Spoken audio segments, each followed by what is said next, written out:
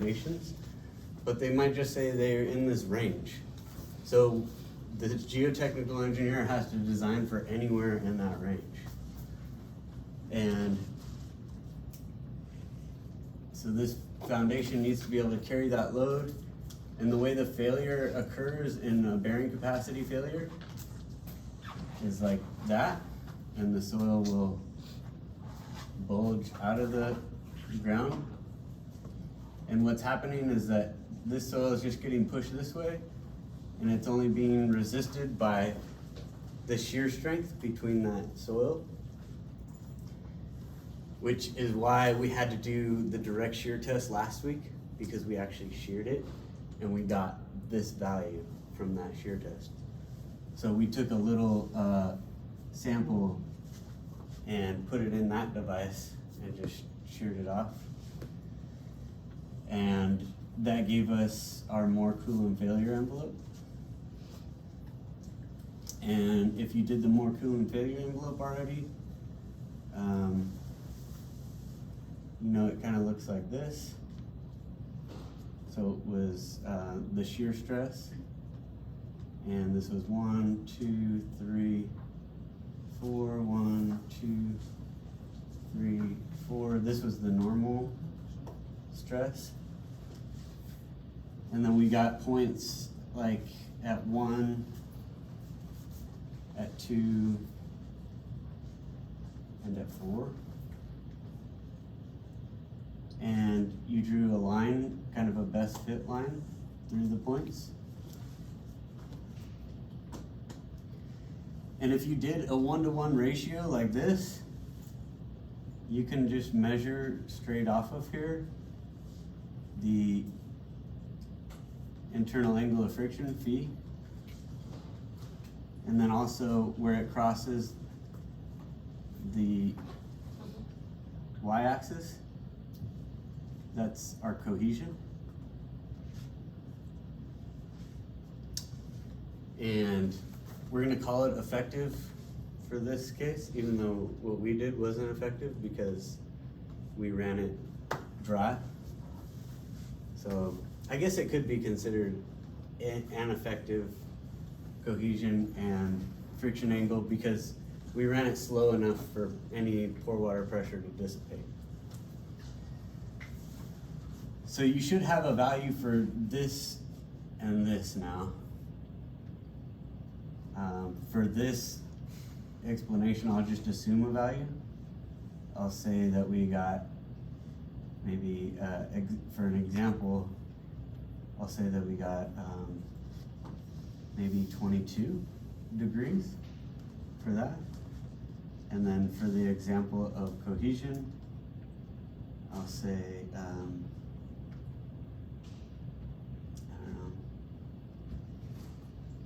150 pounds per square foot. So if it was here, this is in kips per square foot. So this 150 is actually 0.150 kips per square foot. Right? So that's the information we need to look at this bearing capacity failure. We also run a check for settlement. In practice, we would check settlement and make sure that the serviceability of the building wasn't affected. Kind of like this building, if you go outside or if you walk through that door on the far end of the building 17, you'll notice that the door sticks, and that's a settlement issue. There's a serviceability to where if this keeps settling, it won't work anymore. The doors won't open, cracks will form in the walls. It's not gonna fall down, but it's not working as intended. So we also check settlement. For this class, it's just gonna be checking the bearing capacity using Terzagh's method. So Terzaghi bearing capacity.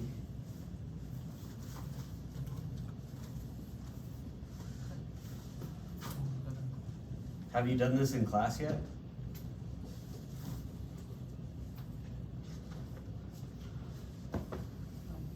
No? Okay. I go over it anyway. I think you're going to have to do it in class. But I just cover it anyway because there's a lot of different ways you can do it. And to me, I wish somebody would have showed me how it's done in practice. This might be like one of the first projects you have. It was one of my first projects for several different projects. I started working at the Army Corps, and I wasn't necessarily a geotech. I did other stuff too.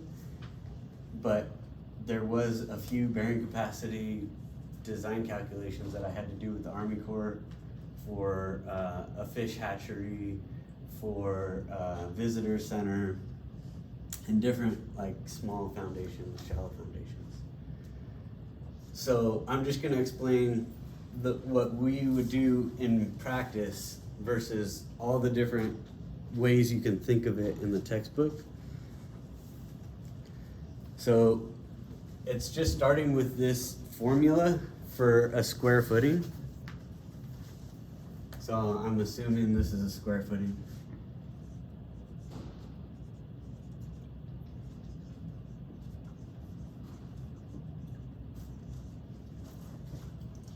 And the Terzaghi formula is QU is equal to 1.3 times the cohesion times a bearing capacity factor, NC, plus Q times another bearing capacity, NQ, another bearing capacity factor, plus 0.4 times the unit weight of soil times the base width times another bearing capacity factor.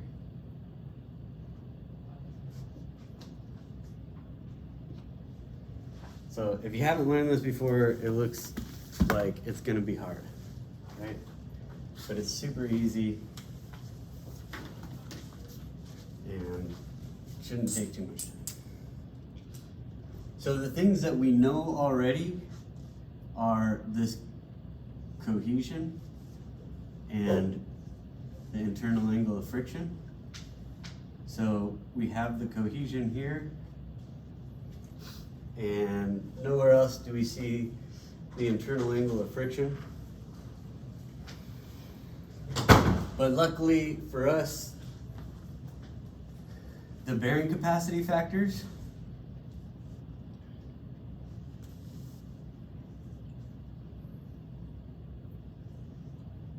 all of these,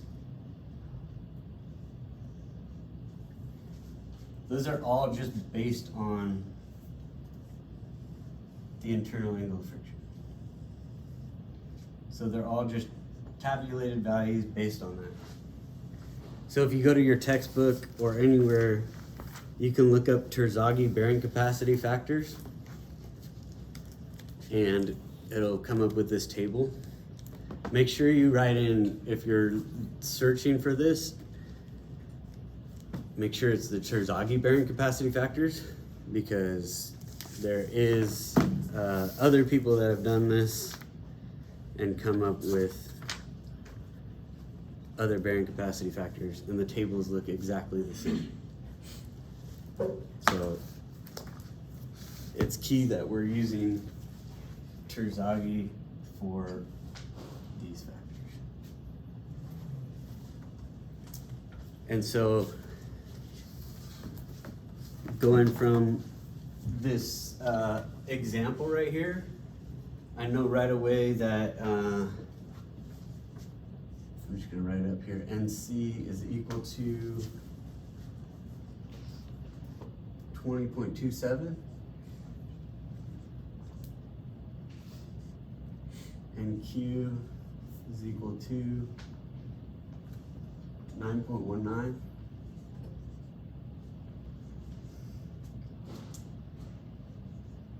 And that one is equal to 5.09. And this is basically what Terzaghi did to make it the calculation easier, was just came up with these factors that apply to different parts of this problem and put it in a simple equation so that even dumb engineers like me can do it. So that's good. I guess the other things that we know are gonna be the unit weight of soil, right? You got that, like in the first lab, we all calculated unit weight. So whatever your unit weight of soil was in here, I'll just use 105 pounds per cubic foot. But you can use whatever you got in that first lab for unit weight and moisture content. And now that it just leaves us with a few unknowns.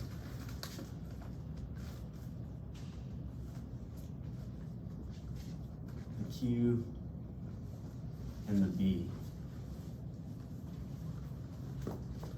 This Q is not the same as this Q.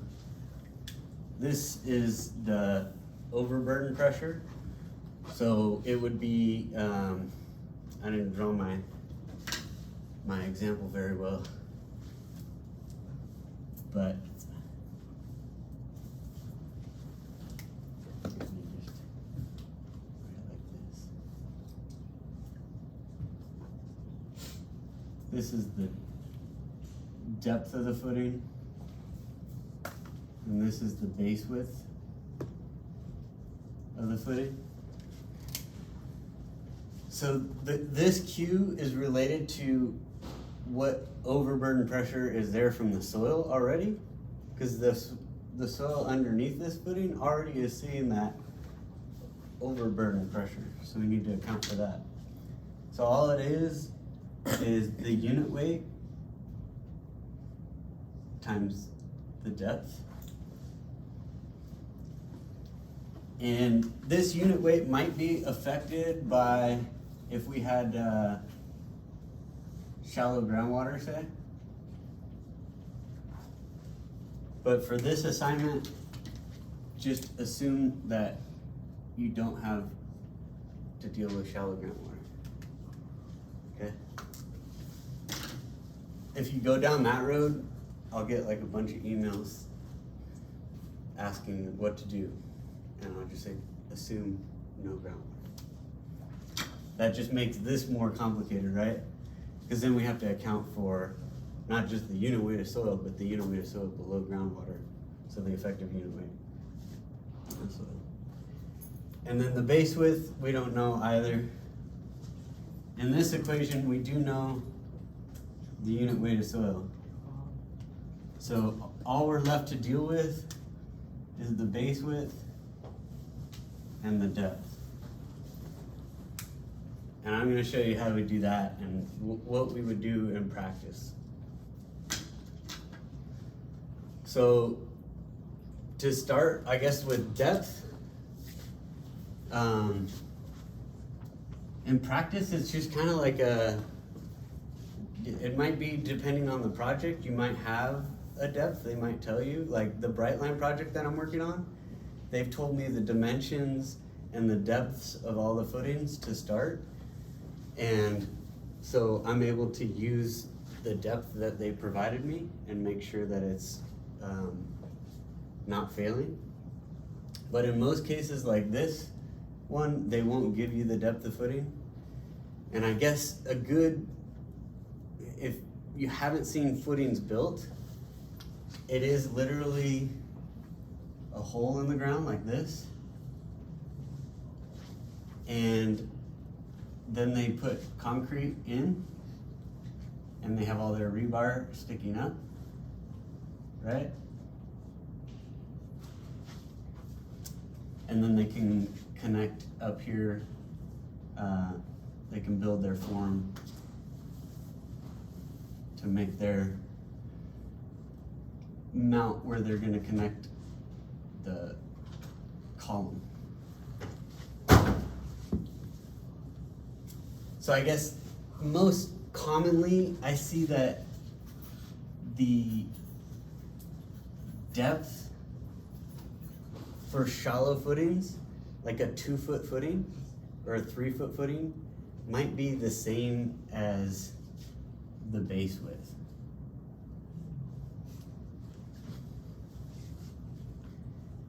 And if you're not sure where to start on the base width yet, you don't have to plug that in. You can start out with a code value. So the California Building Code says that California, everybody knows what California Building Code is? CBC? Or what's the international code? Is it just ICC? Both of them, International Code and California Building Code, say a minimum of 1 foot.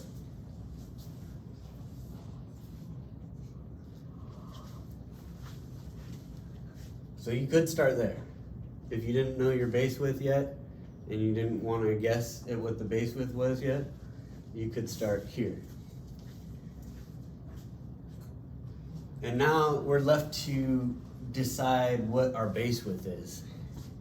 And that's like the trick for practice. You know, you're gonna get these values of what the load is. For an office building, it might be something like this. For other things, like you might design a generator and you have the weight of the generator and you have to build your footing to fit a generator. Or what else might you design early in practice? There's so many things. So you want to figure out based on the load what base width to use. And I just did this for a staff engineer at my work today. We got this project where we're building a new just a water station. It's like on the corner, and they're gonna put this thing that you can fill your jugs of water with, and we have to go out there. And so I explained this concept to him today because we were trying to figure out how big this footing might be for this water station. So California Building Code says that for silty sand, which is, we know we have that, right? We have silty sand out there. For silty sand, we can use I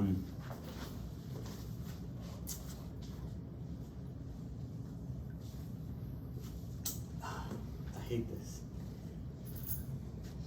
I hate this because like this Q, I never used that term for Q before. And I don't know. I'm gonna use it again up here, but this is a different Q. This is the bearing, it's like this Q. This is ultimate bearing capacity. This is the only one that's weird. I don't even know. It's only used like that in this book. I don't know. In other books, it's written differently. So I'm just gonna write it up here, an explanation. This is overburden, or what do they say?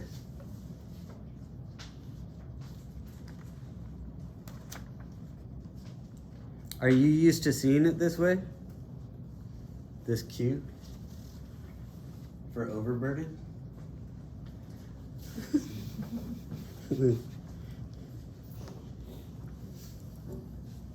I hate to confuse it, but that's how they write it in the book.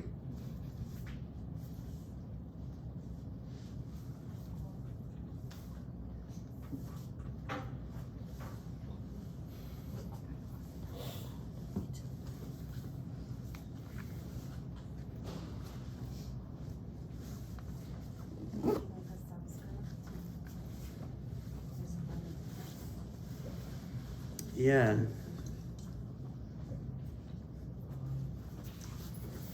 Okay. So this is overburden. I just don't want you to get that confused with any, like this Q or that Q. So this is overburden. Pressure.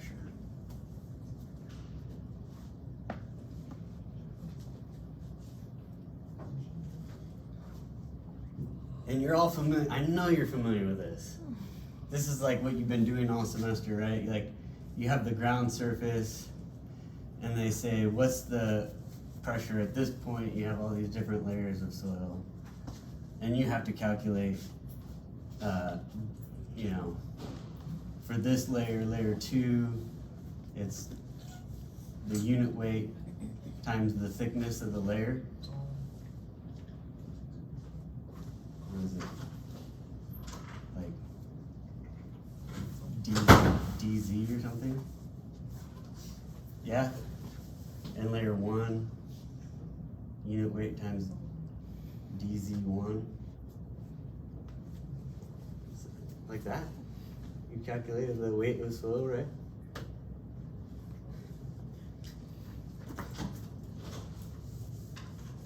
You've done it. That's what that is. It's called overburden pressure. And it's just the weight of soil above, you know, this point underground. So I'm just taking the unit weight times the depth of the footing. So I'm just gonna keep that Q over here. I'll call this the code. And this is ultimate bearing capacity.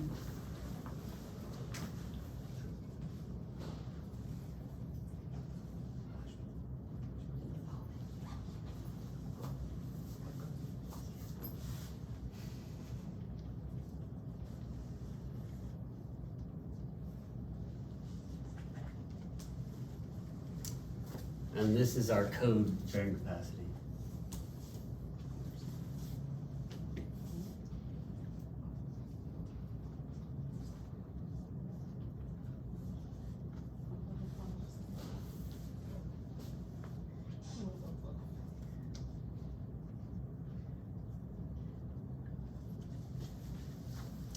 And for silty sand, the building code says we can use 2,000 pounds per square foot.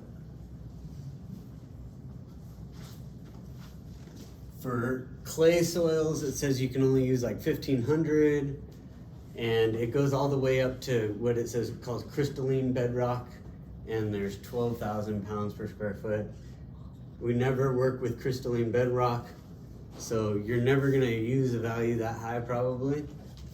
But you can be confident that if you designed a building to 2,000 pounds per square foot in silty sand, that you would have that for your bearing capacity. You might not have that amount for settlement, but at least for bearing capacity, you know that this will work. And that's what we're checking today. So what I'm gonna do is plug it into the formula we have right now. So I'm gonna say that our Q, our bearing capacity actual, another Q, actual bearing capacity,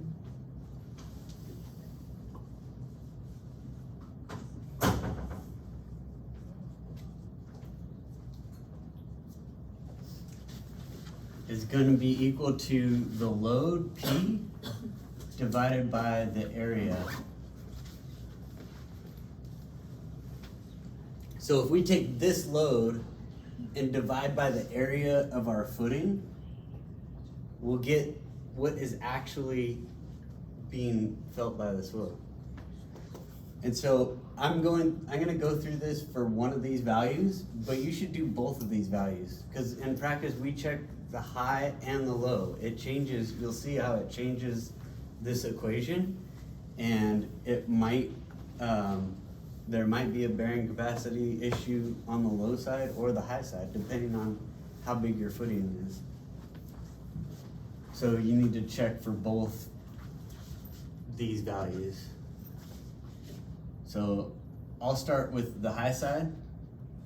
I'll say 180 kips, and then I'm gonna divide by the base squared. Instead of figuring out the actual and using an area, I'm gonna plug in the code value. So I'm gonna say Q actual is my code value, and that'll be 2,000 pounds per square foot is equal to 180,000 pounds divided by B squared. So I can rearrange that to show that B squared is equal to 180,000 pounds divided by 2,000 pounds per square foot. And what we're gonna be left with is square feet. But I don't want square feet, so I'm going to square both sides, take the square root, and find out what B is. So does anybody have a calculator to do that real quick? 180,000 divided by 2,000.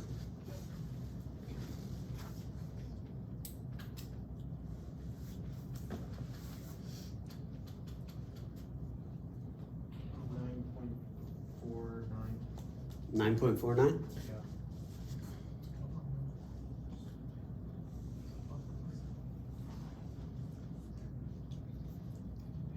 And that's going to be in feet.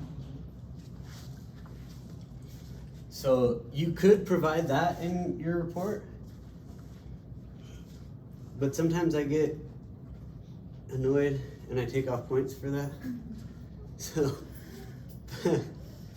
the reason why is because if you provided that in practice, is the contractor or whoever was going to dig this hole would ask why they need to dig a hole that's 9.49 feet, and they would just want to dig 9.5 feet, or actually they would prefer to dig 9 feet.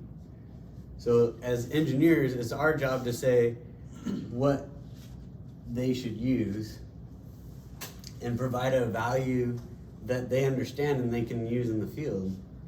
So 9.49 might be difficult to measure in the field, so we would just tell them to use a nice round number like, I wouldn't go down, because if you go down in this value, that's gonna increase your what actually is gonna be felt. So I'd always go up. So if it's 9.2, round up to 9.5. But 0.5 is just 6 inches. They can use that increment to measure. So we can say 9.5 feet. And they can measure in the field 9 feet, 6 inches. That's easy for them. And when I worked at the Army Corps, I had one, it was so funny, I worked with this guy that was like 75, and he was just like on a mission to do things different. And he would write plans up all in millimeters and centimeters, and it would piss my boss off. And then he would just send me his work and tell me to redo it in feet and inches. So this is how you would do it in practice. You would provide a value that the contractor could use. So round up.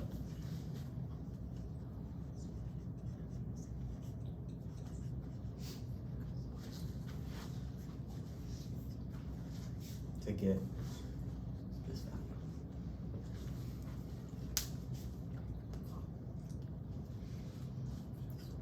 So I think that's it. That's like the whole trick that we might use in practice if we're provided a load. And that's why I keep this one. I don't do settlement, because settlement is really like, they're not gonna give you settlement calculation when you start in practice, but you might have to calculate bearing capacity. So,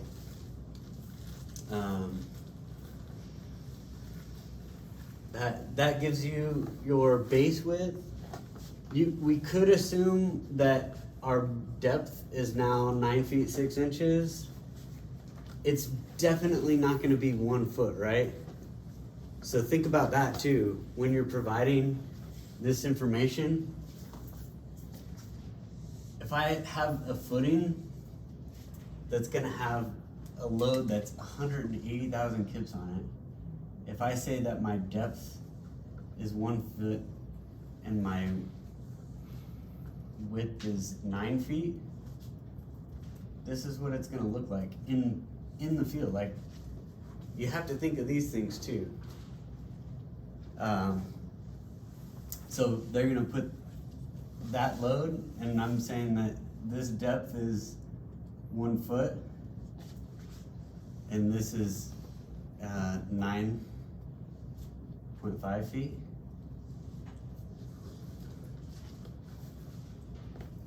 It just structurally will not work, because that thickness is not going to be enough to resist that bending from that load.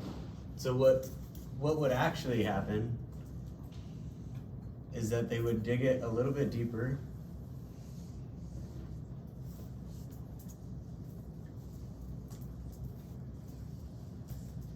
and they would make their footing thickness greater. So that way they could add more rebar,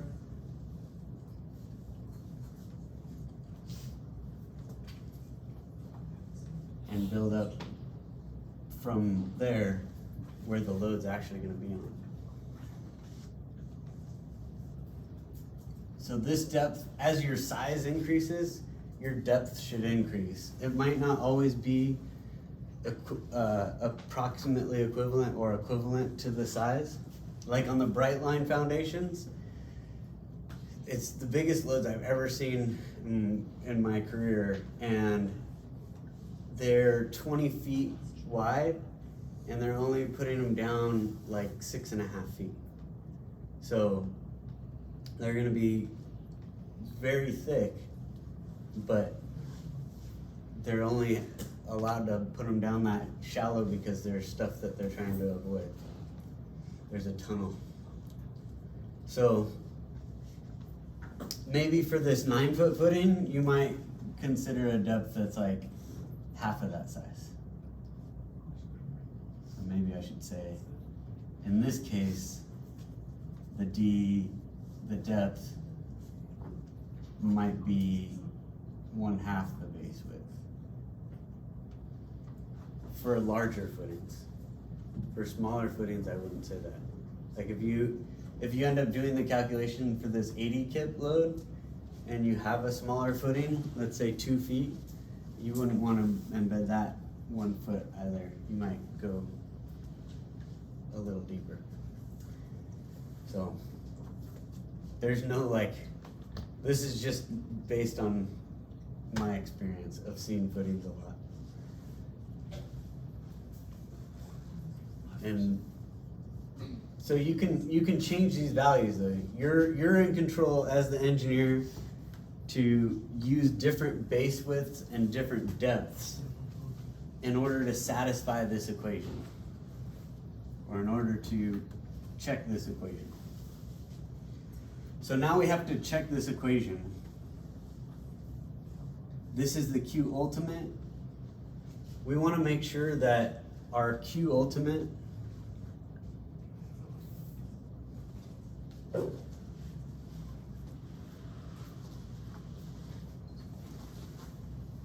well, we're going to provide a factor of safety to it, so let me get there. So this is where we're at now. Everybody have this part, because this is like the first step.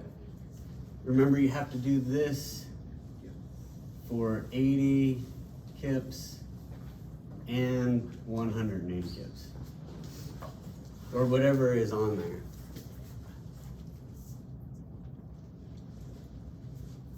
Okay, I can erase it.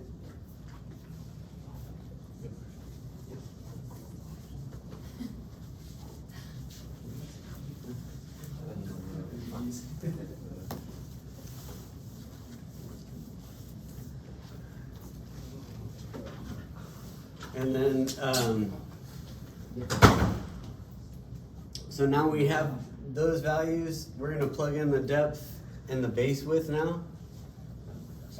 Maybe I'll use a 5-foot depth and a 9.5-foot base width. So I'm gonna say QU is equal to 1.3 times my cohesion that for my example, I said is 150 pounds per square foot. We gotta start using the same units, so I'm switching to pounds per square foot, not kips anymore.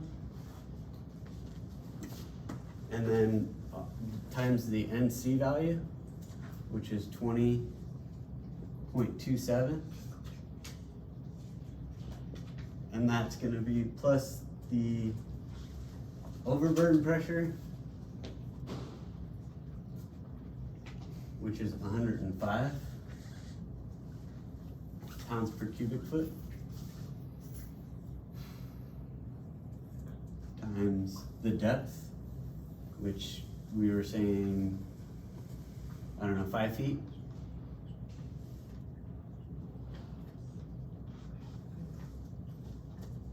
Assumed depth.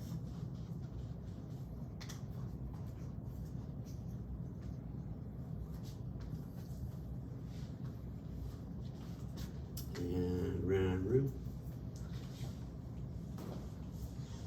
Just gonna make it smaller. 105 pounds per cubic foot times 5 feet.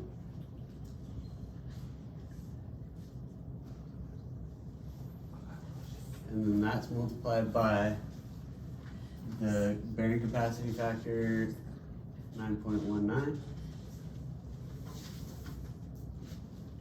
And now we have this part of the formula, 0.4 times the unit weight, which is 105 pounds per cubic foot, times the base that we found, 9.5 feet. So this is our calculated base width.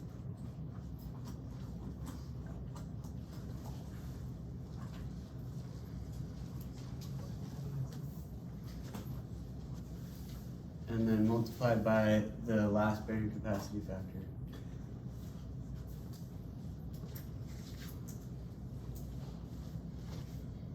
Can somebody help with that calculation?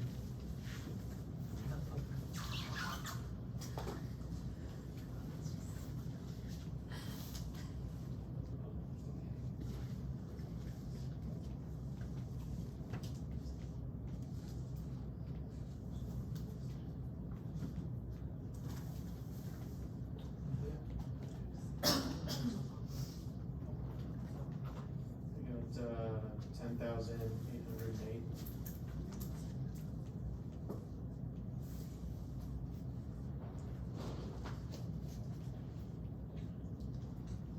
And this is ultimate bearing pressure, so we're left with pounds per square foot.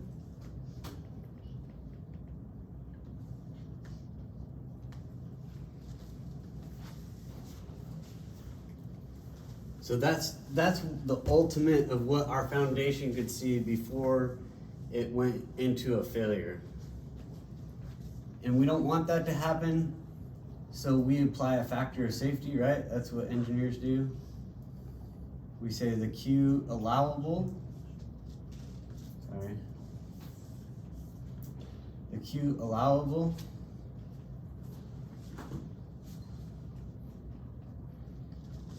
is equal to the Q ultimate divided by a factor of safety. And there's a lot of factors of safety out there in practice that you're gonna be dealing with, including this one if you're structural or geotech or anything. If you go to work for an agency, you're gonna be reviewing my stuff, and the one thing I've learned in practice is if I use a factor of safety here of 3, nobody questions it. Like, I can just do whatever I want to the rest of the equation, but if they see a factor of safety of 3, they're just like, that's all good.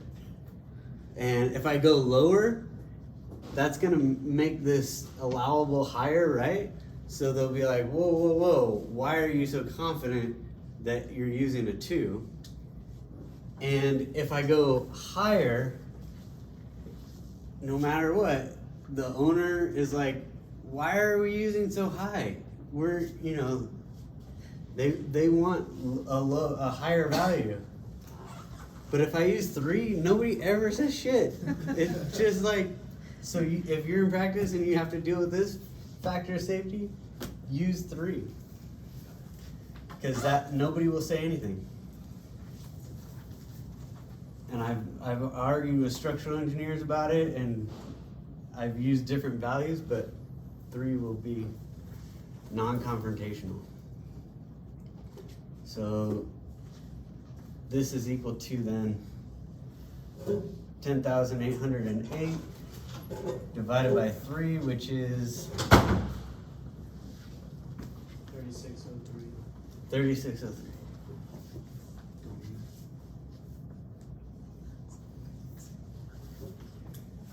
Pounds per square foot.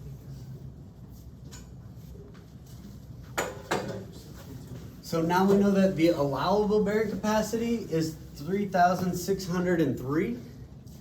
And if you remember the stuff that I erased, we started off figuring out this base width based on that actual bearing capacity, right? So we know that if they build the footing to 9.5 feet with that load on it, it's gonna have a bearing capacity of 2,000. So the Q actual that we started with was 2,000.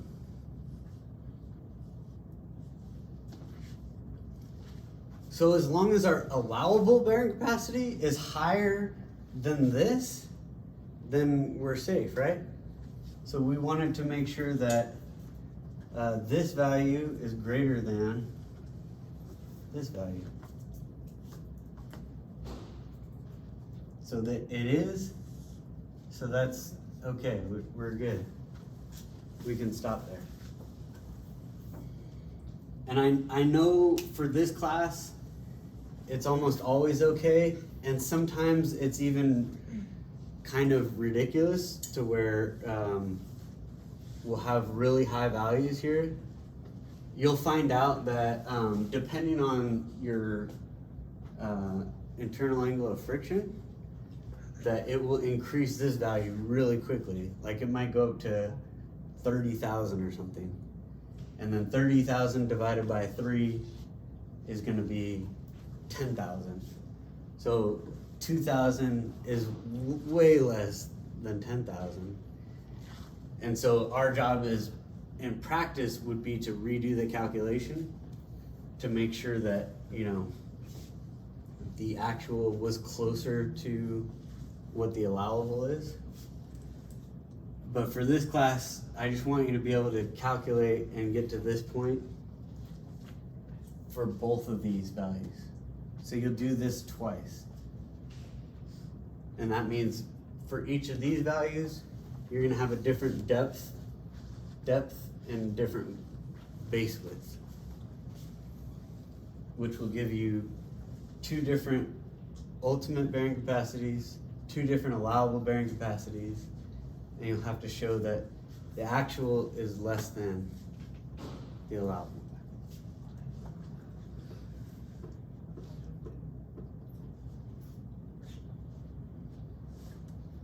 Any questions on it? Is 2000 the actual code, or do we have to find it? 2000 is the actual code for silty sand. For clay, it's 1500. And there's silty sand. I can't remember what's above silty sand. There's something above silty sand that I think is 4000. And the code values are what like structural engineers use if they don't want to get a full-blown geotech report. They just want to have somebody say, oh yeah, you have sandy soil, use 2000. And 2000 works for most like residential structures.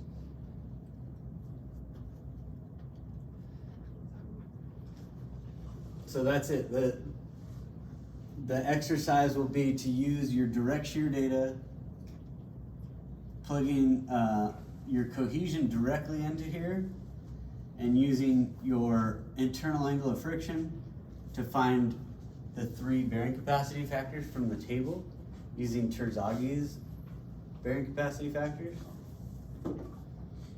and then determining a depth, which we saw can fluctuate, and a base width, which we saw that we can set what the base width is by assuming a bearing capacity to start with.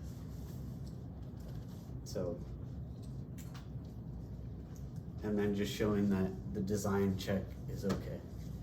If you don't have this happen, if your bearing capacity ends up, your allowable bearing capacity is less than your actual, then you have to change something. You have to increase the width or the depth. So increasing the depth will increase your ultimate bearing capacity here, but increasing the base width does 2 things. It increases your ultimate bearing capacity, but also it decreases this actual, because that's what we use to calculate from the loads. So if this is less than this, you might just reduce it by like a half a foot. But I don't think that's gonna happen. I think you'll get to that point and you'll be done.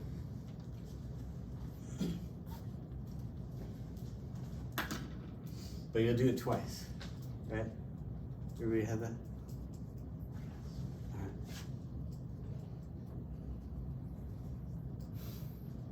That's it. Can I erase it?